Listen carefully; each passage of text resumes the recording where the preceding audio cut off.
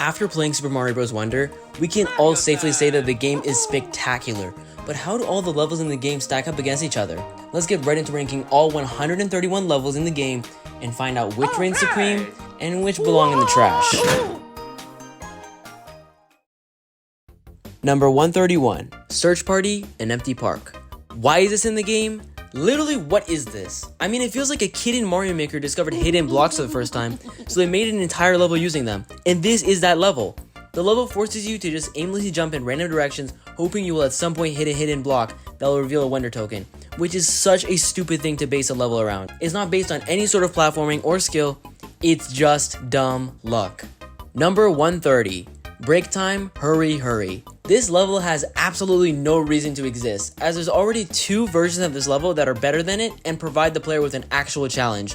It's honestly kind of insulting that Nintendo put this in the game, as if players haven't already learned how to dash by the time they've reached this level. This may be a break time level, but a more appropriate name for it would be a waste of time level.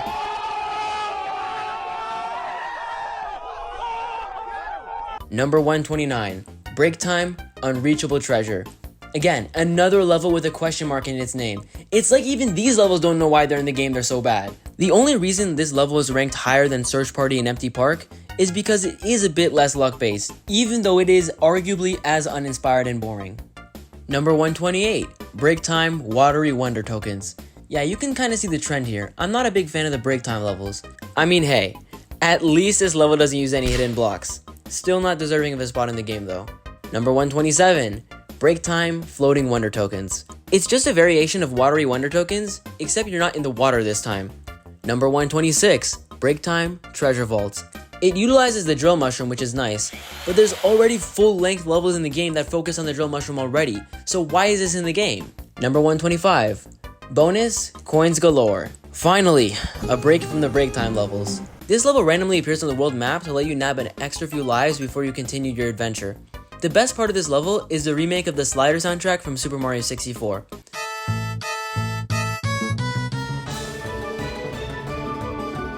Overall, it fulfills its purpose in the game. P.S.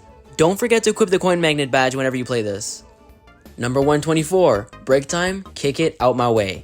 And we're back to break time. The idea of this level is pretty interesting, it's just the execution that's lacking. It's a very easy level that requires you to jump over different sized ice blocks that are kicked towards you. It would be far more interesting if there was a narrower platform that you were standing on, or even a conveyor that made the level a bit harder. But no, it's a break time level. Number 123, Break Time, Zip Go Round. Even though the zip track is a lot of fun in this game, I genuinely forgot I ever even played this level. The major problem with most of these break time levels is that they're so short and easy, you don't remember them. Number 122, Break Time, Hot Hot Rocks. While I like the element of hot rocks and having to use water to extinguish them, this is a theme explored in fully developed levels elsewhere in the game, making it feel unnecessary to be here. Number 121, Search Party, Puzzling Park. Again, I'm not a fan of the hidden blocks as they feel cheap, but there's more than just hidden blocks in this level, so that gives it an edge over an Empty Park. This level balances both the difficulty of Search Party and Empty Park and the fairer Break Time Unreachable Treasure into one. Even then though, that's a balance of two really bad levels, so it can't be ranked any higher. Number 120, Search Party, Pipe Park. The element of luck still plays a role with this level, but I will say it is better than hopelessly looking for a hidden block for 5 years. I also really appreciate the clever use of moving pipes in this level, and having to use them to make jumps that would otherwise be impossible. Number 119, Break Time, Cloud Cover. Really what this is a better version of Break Time Watery Wonder Tokens, except you ascend instead of descend. You're also given a bit more of a challenge with the clouds obscuring your vision, even though they are pretty easy to clear up. Number 118, Operation Poplin Rescue. What a disappointment.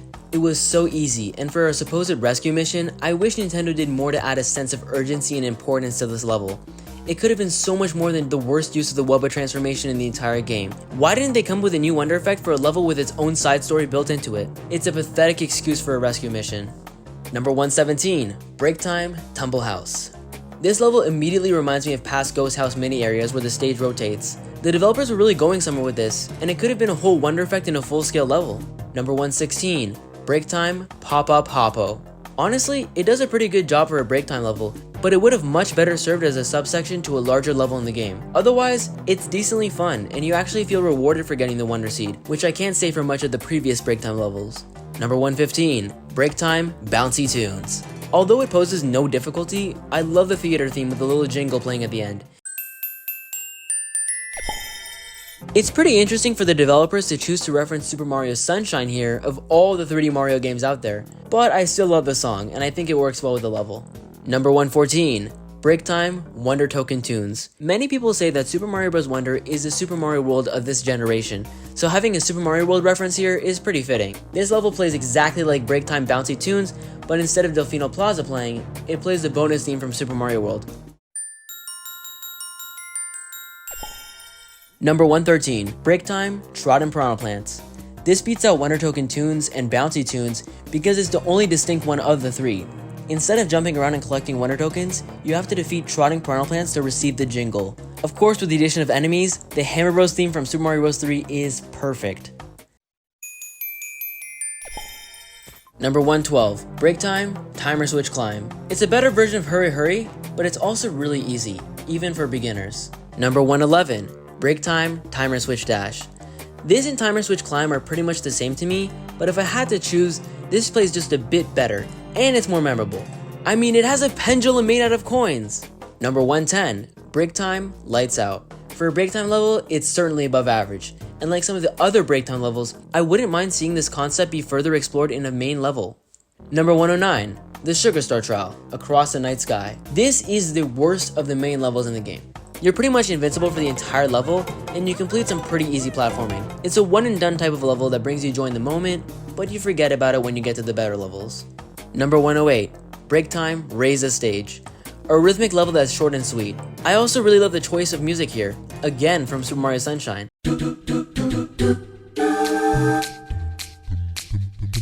I just wish it took more jumps to get to the question block. Number 107, Break Time, Rev or Run. This is the best Break Time level in the game. I like the element of skill here, which is a rare occurrence in the Break Time levels. You rev her up, try saying that 5 times fast. Release it and race it to the on-off switch to let it release a Wonder Seed. It's pretty ingenious. Number 106, Leaping Smackerel. The new Smackerel enemies can be used to open up hidden pathways or help you find collectibles, which is pretty neat. The Wonder effect is probably one of the worst in the game though, and it's an underwater level, so that doesn't do it any extra favors. Number 105, Muncher Fields. If you confuse this level with Sugar Star Across the Night Sky, I don't blame you, because they're so similar in execution. But when you think about it, Muncher Fields is clearly better. You aren't invincible for the entire level, and there are some additional platforming challenges to enjoy once your invincibility wears off. Also, is it just me, or does the Wonder Effect music kinda sound familiar?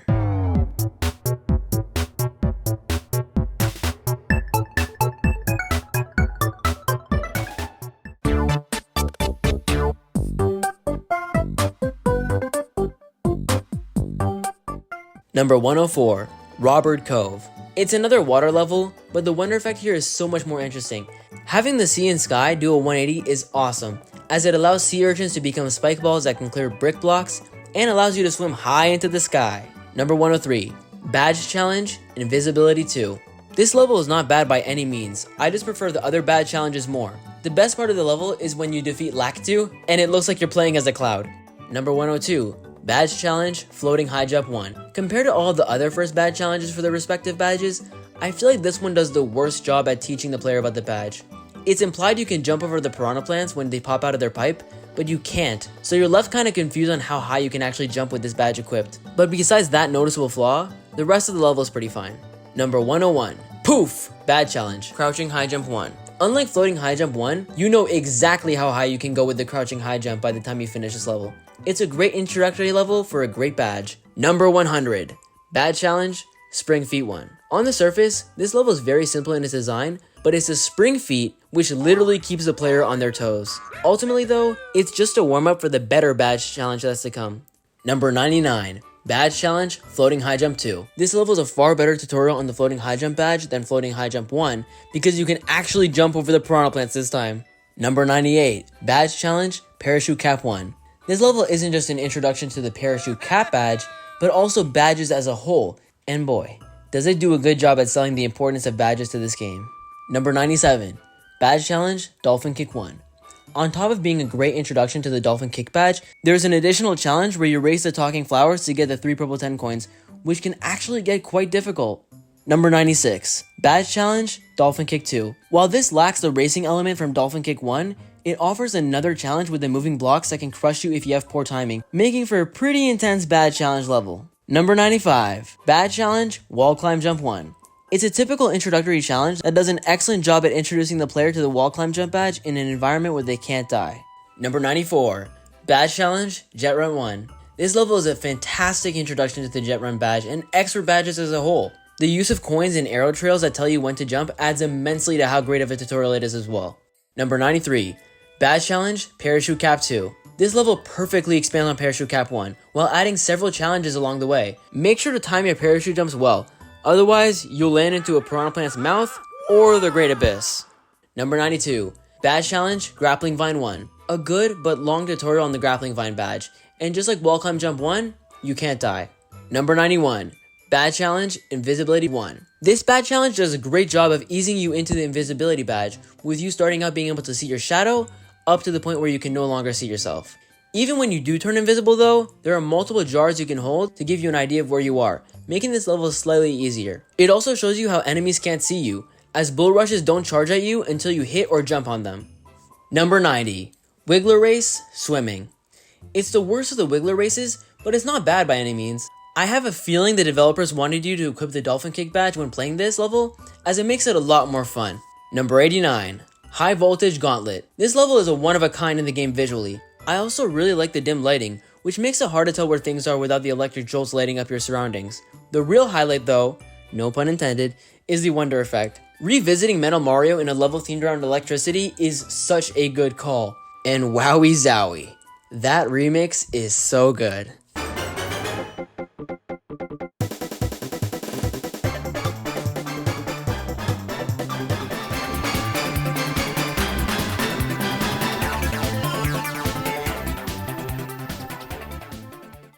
Number 88. Badge Challenge, Boosting Spin Jump 1. For the best action badge in the game, this is a great level. Again, I love the use of coins here as they're a great indicator of where you've got to time your second jump, and I'm a fan of the moving pipes that you have to stand on to better align your jumps. Like most of the other first badge challenges though, it pales in comparison to its successor. Number 87. Search Party, Item Park. A search party level making it this far on the list? Now that's impressive. This is far and away the best search party, as it's themed around the 3 new power-ups in the game instead of some cheap hidden blocks or some other cheesy garbage that makes these levels less of a search party and more of a search for an exit. Number 86. Badge Challenge, Crouching High Jump 2. The donut blocks are perfect in tandem with the Crouching High Jump, as they add an extra layer of timing to your platforming. It also helps that I'm a sucker for this level's aesthetic. Number 85. Badge Challenge, Spring Feet 2. Now this is a step up from Spring Feet 1, as this level requires you to be more precise with your jumps. And for as challenging as this level can be, it's also pretty forgiving, as there's literally a checkpoint after every challenging section, and the Smoggerins serve as less of an enemy and more of a safety bounce for if you mistime your jumps. Number 84. Badge Challenge, Boosting Spin Jump 2. This level expands on Boosting Spin Jump 1 perfectly while adding challenges that are fun to overcome. While the spinning bounce pads can get a bit annoying, that's kind of the point. Number 83. Badge Challenge, Grappling Vine 2. You face far more challenges here than Grappling Vine 1, as you have to aim your Grappling Vine and you're on zip tracks. I can't think of a better way to make a sequel to Grappling Vine 1. Number 82. Badge Challenge, Jet Run 2. It's better than Jet Run 1 because it still feels like a tutorial, but it also adds some additional challenges at the same time. My favorite part is the Lava Rise section, but I do wish it was a bit longer. Number 81. KO Arena, Pedal Metal. Even though it's the worst KO Arena, it isn't bad. In particular, the Munchers and Mama sections are quite fun. Number 80. KO Arena, Pipe Rock Rumble. Being the first KO Arena in the game, it serves its purpose as an introduction really well. Besides, that's what Pipe Rock Plateau is meant to be at the end of the day, an introduction. Number 79. KO Arena, Fluff Puff Kerfuff. It's a more challenging and therefore better version of Pipe Rock Rumble, and that's fluff puff enough to put it above the other two. Number 78. KO Arena, Fungi Funk. I honestly love how they came up with these catchy names for each of the KO arenas, by the way. Using the handle to move your light to defeat boos and having to find the 2 living doors is quite clever. The Taily section does kind of feel out of place with the rest of the arenas though, as it doesn't have that same spooky feel to it. Number 77. KO Arena, Sunbaked Skirmish. It's a great KO arena with challenging but fun rooms. My personal favorite room is the one with the melon piranhas, as you're given a variety of different ways to defeat them, through using pots or using Lakitu's Cloud to get up close and personal with them. Number 76. Bad Challenge, Wall Climb Jump 2. This is the best bad challenge in the game. Collecting the purple 10 coins feels so rewarding, and the red rotating platforms near the end provide a difficult final test to prove your mastery of this badge. Number 75, KO Arena, Magma Flare Up. With the best bad challenge out of the way, we're on to the best KO Arena. Even though it has the worst name, all of the 4 rooms are fun to play through. I especially love the room with the piranha plants that you'll have to defeat using fireworks, as that enemy is just so much fun to play around with. Number 74, Cruising with Linking Lifts. The idea for this course is really cool, but it's executed pretty poorly. The Wonder Effect doesn't even feel like a Wonder Effect, it just feels like a natural part of the level. And again, doesn't the Wonder Effect music also kinda sound familiar?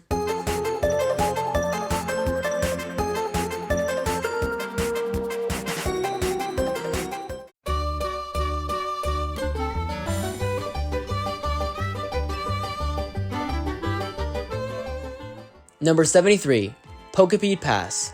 Just like Cruising with Linking Lifts, I don't think the Pokepedes are used to their full potential. Besides the poor execution of the Pokepedes, the level design isn't that memorable, but the Wonder Effect is really cool. Number 72, Bull Rush Coming Through. This level's saving grace is its Wonder Effect. It's a shame this effect was revealed in trailers before the game's release, but hey, there's this beauty waiting for you at the end of it all. Number 71, Welcome to the Flower Kingdom. This level landing close to the middle of the pack is pretty reasonable, as it is the first level in the game. You learn about this game's most significant power-up, the elephant fruit, and you're introduced to the Wonder Flower and what it can do. Number 70, Valley Full of Snoodles. This is definitely not a memorable level by any means, but when you play it, it's actually a pretty decent time. The Snoodles are a tricky enemy, and I love the use of bounce pads to offer a platforming challenge. My biggest gripe with this level though, is the Wonder Effect. Desert levels already feel slow as is. Why make them even slower? It just impeded the flow of the level for no reason. Number 69, Scram Skedaddlers. This level does a great job for an early level in the game. I love the inclusion of the Skedaddlers, which are a fun enemy to chase down, and this is the first time the Superstar Wonder Effect is used, and man does it look so beautiful here. I just wanted to race around here forever. Number 68, Wiggler Race, Mountaineering. This is just a grand old time, and it's better than Wiggler Race Swimming, for one reason: you aren't swimming. There's plenty of different paths you can take to optimize your time greatly, increasing its replayability because you just want to keep getting a better time whenever you play it. Number 67, Wiggler Race, Spelunking. A lot of shortcuts to take here, and it's a pretty long race, giving you tons of wiggle room to lower your time as much as possible, making it the best Wiggler race in the game because of its length and layout. Number 66, the Hoppycat Trial, Hop, Hop, and Away. While the Hoppycats are a great enemy to base a level around, the biggest problem with this level is that the Wonder Effect isn't that interesting. It's a lot like the Leaping Smackrolls Wonder Effect, where you use the enemy to clear the level for you, instead of becoming the enemy, which is much more interesting. Number 65, Armads on the Roll. The Wonder Effect is the opposite of the one in Valley Full of Snoodles, where here, everything speeds up, which automatically makes this level way better. Other than that, it's a pretty standard desert level that does its job of introducing you to the Sunbaked Desert. Number 64, Mama Mouthful. While this level is aesthetically beautiful, the Goomba Wonder Effect isn't done that well here, as there's periods where you're just walking straight and doing nothing. Oh, and of course, the Mamas are painfully cute, painfully scary, and just painful. Number 63, the Midway Trial, Hop to It. This entire level is themed around its Wonder Effect, which is the Hoppycat transformation. It's a lot of fun to control, and basically another freebie level that feels a bit more rewarding than the Sugar Star Trial. Number 62, Up Shroom, Down Shroom. This level screams October, and even with all the clues, I didn't expect there to be a Halloween-themed Wonder Effect. The Pumpkin Party is a lot of fun, with the neon colors and dancing enemies, and the song that plays during this Wonder Effect reminds me a lot of the library piano theme from Luigi's Mansion Dark Moon.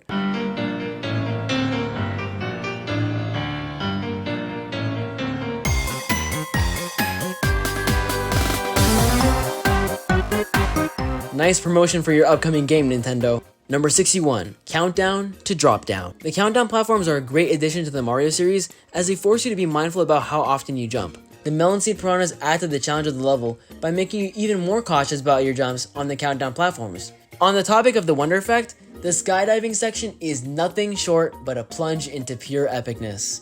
Number 60, Angry Spikes and Sinkin' Pipes. We've got some pretty decent platforming with a fun Wonder Effect. You kinda have to feel bad for intruding a sacred spike festival and then ruining it, but hey, the spike balls colliding with the beat is nice. Number 59, Sunbaked Desert Palace. This is easily the most uninspired palace level in the game. The Wonder Effect is just a combination of the slow and fast effects in earlier levels, which is a pretty lame excuse for a new Wonder Effect. The boss fight with Bowser Jr. is debatably the most imaginative junior fight in the game, but that's not saying much when it's still bad. Number 58, Fluff Puff Peaks Palace. The level is better designed than Sun Big Desert Palace, and the Wonder Effect, although reused, is fitting with the bone piranha plants as you have to duck up and down to avoid them. The junior fight though is literally just a reskin of Larry's boss battle from New Super Mario Bros. Wii. They seriously couldn't come up with something better? Number 57, Fluff Puff Peaks Flying Battleship. Even though this is the lowest ranked battleship level, I enjoyed all of them. I love that this level is based around the fireworks enemies and having to use them to defeat other enemies or break blocks to find collectibles. Number 56, Deep Magma Bog Flying Battleship. The central theme of this level is the pullable handle, which is always a welcomed addition in my eyes. Throughout the level, you use the handle to stop the Bowser heads from breathing fire, temporarily clearing a pathway forward in the level. The flying red Mecha Koopas make a debut in this level, but they don't pose much of a threat at all. Number 55, Petal Owl's Flying Battleship. This is easily the best battleship level in the game. Having to fly a cloud while avoiding bullet bills and rotating fire bars feels a lot like Mario Maker, and I mean that in the good sense, not the hot garbage sense. Number 54, Pipe Rock Plateau Palace. For the first Palace level, it's actually pretty good. I like that unlike the other Palace levels, its Wonder Effect is something new. It feels like the castle is collapsing on itself, adding a level of tension to the gameplay. I also think the Bowser Jr. fight is at least a bit more memorable than the other junior boss fights. Number 53, Here Come the Hoppos. Using your trunk as Elephant Mario to move the Hoppos is just so satisfying. But the Wonder Effect in this level feels a lot like those really easy breakdown levels that don't require much effort at all. Number 52, The Sharp Trowel, Launch to Victory. By far the best use of the Hoppy Cat in the game.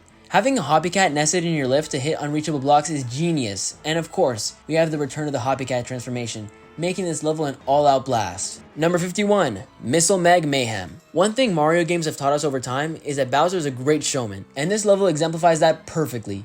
The Wonder Effect is absolutely majestic, with Missile Megs taking off to the skies emitting different colored smoke. Everyone give Bowser a round of applause. It's a great opening act. Number 50, Nosher Lair. The Noshers are a great Mario enemy, eating away at platforms you're standing on, or just straight up eating at you. I like the section where you aim the honing Noshers at enemies to defeat them, and the Wonder Effect is fun too. Number 49, Out My Way Valley. Besides the level's humorous name, both the music and level design in this level are very soothing, and I enjoy this level's gimmick very much. The Wonder Effect is also really pretty, making you run around a literal snow globe. Number 48, Downpour Uproar. This is a solid beach level with a great balance of ground and water sections. Using Koopa shells to swim against the current is very intuitive, and the Wonder Effect is awesome. Swimming in the sky through the lightning is so creative, and the Koopas frantically trying to save themselves is adorable. I love the idea of having clashing themes here, as we have both beautiful beach weather and a not so beautiful rainstorm. Number 47, the Anglefish Trial. Ready, aim, and fly. Dare I say, these new enemies are better than Cheep Cheeps. They're slower, so you can better time jumps on them, and you can also aim them. Of course, that's why they're called Anglefish. To top it all off, the Wonder Effect is a pretty fun time. Just a cute level all around. Get it? Because a cute angle. Okay, I'm sorry. Number 46, Secrets of Shubba Mansion. Like the name suggests, there's a lot of hidden secrets that are uncovered by pushing blocks, and the Wonder Effect incorporates the main themes of the level really well, even though I do wish it was a bit harder. Number 45, Sporings in the Twilight Forest. I'm a sucker for the silhouette aesthetic of this level, as it sets it apart from the other levels design-wise. Additionally, this is the debut of the Stretchy Mario Wonder Effect. I love how the trees stretch up and down with you in sync during the Wonder Effect. It just adds so much personality to the level. Number 44, Bluebird Roost. This level does its job of introducing the bubble power-up, and it goes really well with the Bluebird enemy here. These two elements are merged into the Wonder Effect, where the Bluebirds spit out bubbles, resulting in heaps of fun. Number 43, Cosmic Hoppos. I love vertical levels, and I love the Hoppos, so this is a real treat. The level design is fine, it's nothing out of this world, but the Wonder Effect is. Floating in space in this level is just so mesmerizing, and it reminds me so much of Super Mario Galaxy. It also helps that the music that plays during this Wonder Effect sounds very similar to the Tip Network theme from Super Mario Galaxy 2.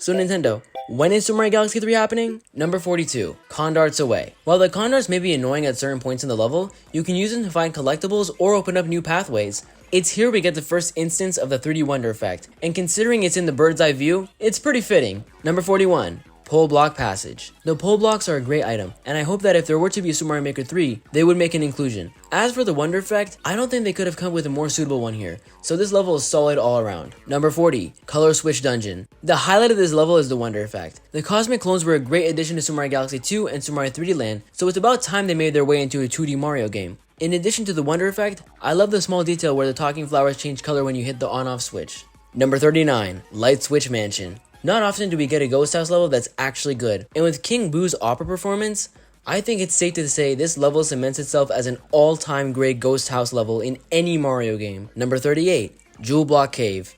This level is undoubtedly the best introductory level to a power-up in the game. The jewel blocks look pretty and are so satisfying to break through.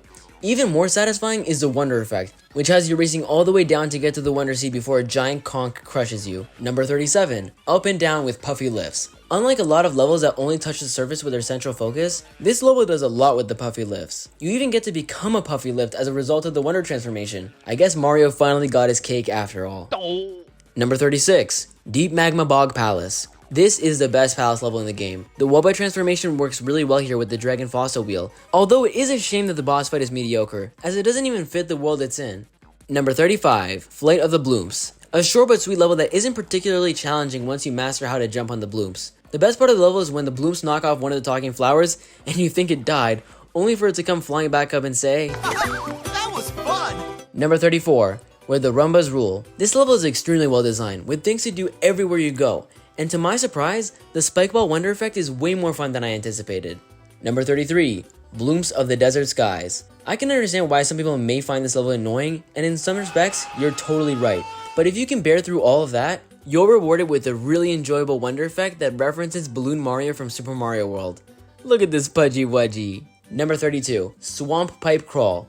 The general gimmick of the level is just fun, being able to slide pipes around and pushing against the shovas. The Wonder Effect is reused from Welcome to the Flower Kingdom, but it's better here because it's more challenging. Number 31, The Final Trial, Zip Track Dash. This is one of those levels that don't require much thought, and it's better that way. It's one of the few levels in the game that honestly play better without the Wonder Flower as well. It's fun to watch, relaxing to play, and an overall joyous ride. Number 30, Taili's Toxic Pond. The Tailis are among my favorite new enemy inclusions to the game, as jumping from Taili to Taili makes me feel like I'm Tarzan or something, and that's awesome. The Wonder Effect in this level also really took me by surprise. I would have never guessed we'd get a quiz, but it stands out from all the other Wonder Effects in the game because of its uniqueness. Number 29, Ninja Jump Party. This level is so new and different, and it works! I love how rhythmic it is, demonstrating one of the game's most important themes tremendously well. Number 28, Bull Rush Express. Wow! This level provides a real challenge for a level in World 1, as you have to constantly press P switches and race the bull rushes at certain points in the level. It's levels like these that make me wonder, this game was made for kids? Number 27, Rolling Ball Hall. The level itself is fine, but where it really shines is the Wonder Effect. I mean, this feels straight out of an Indiana Jones movie, and it's actually intense, unlike some of the other Wonder Effects that are similar to this, but just don't possess that sense of panic that this one does. Number 26, An Uncharted Area, Wubba Ruins. Watching the conchs plow through the goo is so satisfying, and although this level features some of the negative aspects of underwater levels, the Wubba effect offsets those by being a really fun Wonder Effect and making it easier to pass through the viscous goo. Number 25, another Uncharted Area, Swaying Ruins. It's a great level with a cool theme and look to it. The Wonder Effect basically transports you to the Nickelodeon Kids' Choice Awards, and I like the baby thwomps who still can't move on their own without the stage assisting them. They'll get there someday. Number 24, Rarg in the Ruins. This level's main two elements, the Rarg and the blocks that appear only when you're looking at them, work really well together, especially in the Wonder section that is a far better version of Conrart's Waste Wonder Effect. Number 23, Wavy Ride through Magma Tube. It's such a brilliant idea to have lava on the top and bottom of the level, making you wary of jumping too high or falling too low.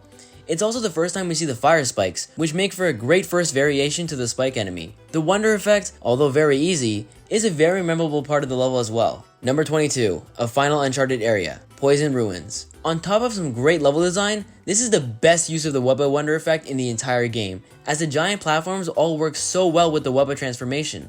Number 21, Hot Hot Hot! This level gives Elephant Mario the most purpose of any other in the game, as you have to use the water from your trunk to extinguish the hot rocks. Even if the main level itself wasn't enough, there's a whole secret exit section, which brings back the silhouette aesthetic which I love. I also love the added detail of your trunk glowing blue when you're storing water, and how the hot rocks glow orange, making you feel how hot this level would be in person. Number 20, Pull, Turn, Burn. Again, I fall victim to how fun the handle is to pull, and this level is entirely themed around that. It works similarly to Deep Magma Bog Flying Battleship, only this level does it better. As for the Wonder Effect, it's really fun to finally not die when you touch lava, but I wish there was a timer when you're looking for the Wonder Tokens just to make things a bit harder. Number 19, Pipe Rock Plateau Special, Bounce Bounce Bounce. This level is frustrating to play at first until you get the hop up mechanism right, as you have to jump on the side you don't want it to go. It's a pretty short level, but it packs a hefty punch. Number 18, Petal Isle Special, Way of the Goomba. This is the superior use of the Goomba Wonder Effect, as there is way more to do here.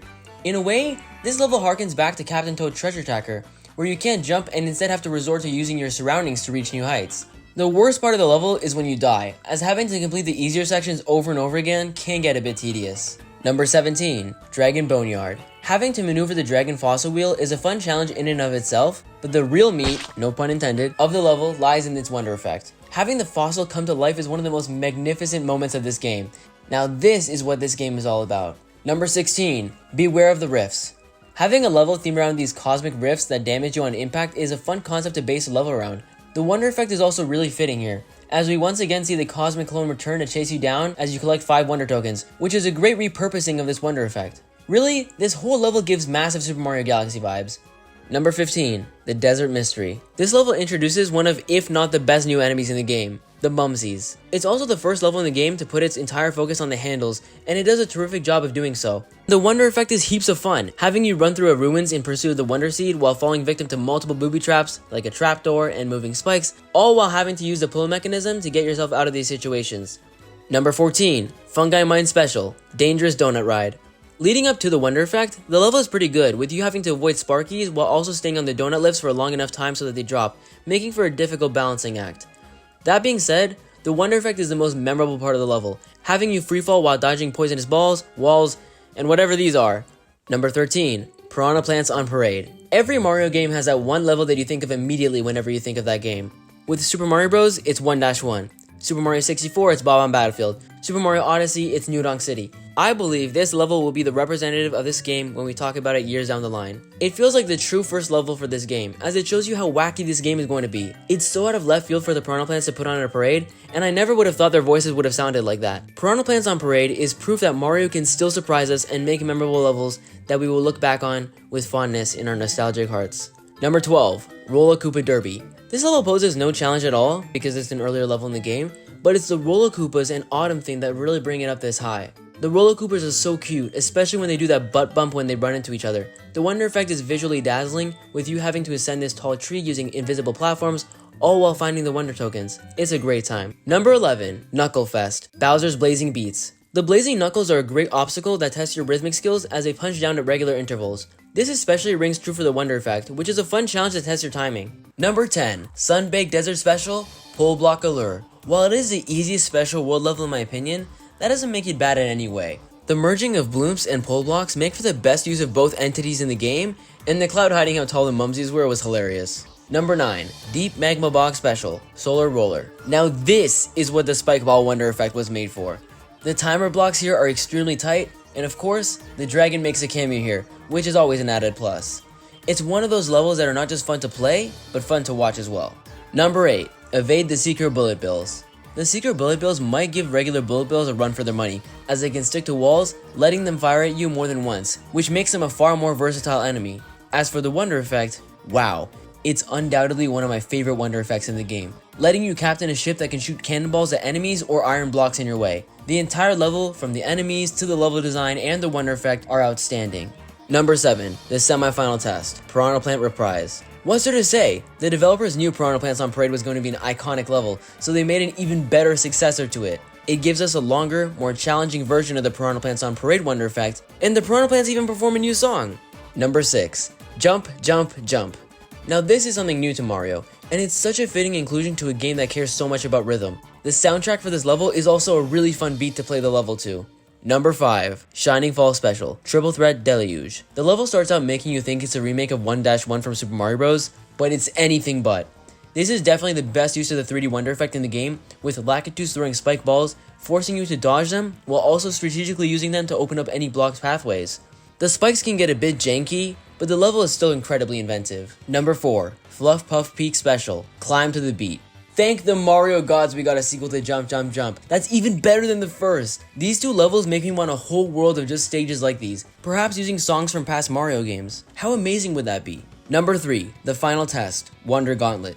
This is better in some aspects over the next level on the list, but it ends so anticlimactically that my first thoughts after beating it were, that's it? With that being said, I love the idea of a level that's a compilation of the best wonder effects in the game, and it even combines wonder effects with each other as well, like the ship and lightning effects, which combined together make you a captain sailing in the stormy seas. Number 2, the final battle, Bowser's Rage Stage. This level is easily the best level in the main game and plays a lot like the Wonder Gauntlet. What sets it apart, however, is how the level ends. While the Wonder Gauntlet ends abruptly, this level ends with what is the only standout boss fight in the game. The Bowser fight requires you to time your jumps to the rhythm of the music, and it progresses very well, with the floor dividing to have differently timed beats to ramp up the difficulty. And if we're including credits, that's just another bonus for this level. Number 1, the final test, Badge Marathon. This is the Champion's Road of Super Mario Bros. Wonder, but with checkpoints, and honestly, thank God for them. I've gone back to play the level all the way through without checkpoints, and boy is it something. This level takes all the main badges from the game and compiles them into one large, as the name of the level suggests, marathon that is grueling to play through. And again, that's the beauty of these highly ranked levels. It's the most difficult levels that I enjoy the most because they're so rewarding to beat. You suffer defeat after defeat and put a lot of time in just to be one of the few who can say they beat the final and most difficult level in the entire game. So that's my ranking of every single level in Super Mario Bros. Wonder. Obviously, everybody has their own preferences, and that's perfectly fine. You are entitled to your own opinion. Maybe you love the break time levels because they're short, and hate the special world levels because they feel unfair and have no checkpoints. Anywho, I hope you all had a blast playing Super Mario Bros. Wonder, and enjoyed watching this video just the same. If you did, please consider liking and subscribing to help me make more videos just like this. Once again, thank you so much for continuing to support the channel, and as always, Blab away!